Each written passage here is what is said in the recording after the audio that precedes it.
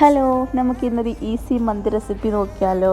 ആദ്യം തന്നെ ചിക്കൻ ഒന്ന് കഴുകി വൃത്തിയാക്കിയ ശേഷം അതിലേക്ക് ചെറുതായി കട്ടാക്കിയിട്ടുള്ള മല്ലിയിലയും പുതിനയിലയും ക്യാപ്സിക്കവും ചേർത്ത് കൊടുക്കാം. ഇനി ഇതിലേക്ക് 2 പീസ് മാഗി ക്യൂബ് ചേർത്ത് കൊടുക്കുന്നുണ്ട്. ഒപ്പം തന്നെ പൊടികളും ചേർത്ത് കൊടുക്കുന്നുണ്ട്. ഗരം മസാലയും കുരുമുളക് പൊടിയും ചേർത്തിട്ട് മിക്സാക്കി വെക്കാം.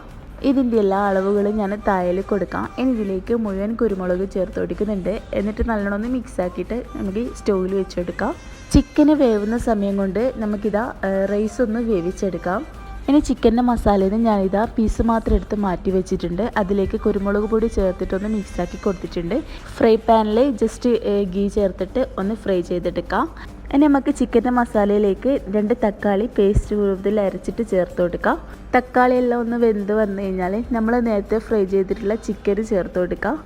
ഇനി ഇതിലേക്ക് അവസാനമായി നമ്മൾ നേരത്തെ വേവിച്ച് വെച്ചിട്ടുള്ള റൈസ് ചേർത്ത് കൊടുക്കാം. എന്നിട്ട് നല്ലോണം ഒന്ന് മിക്സാക്കി കൊടുക്കാം.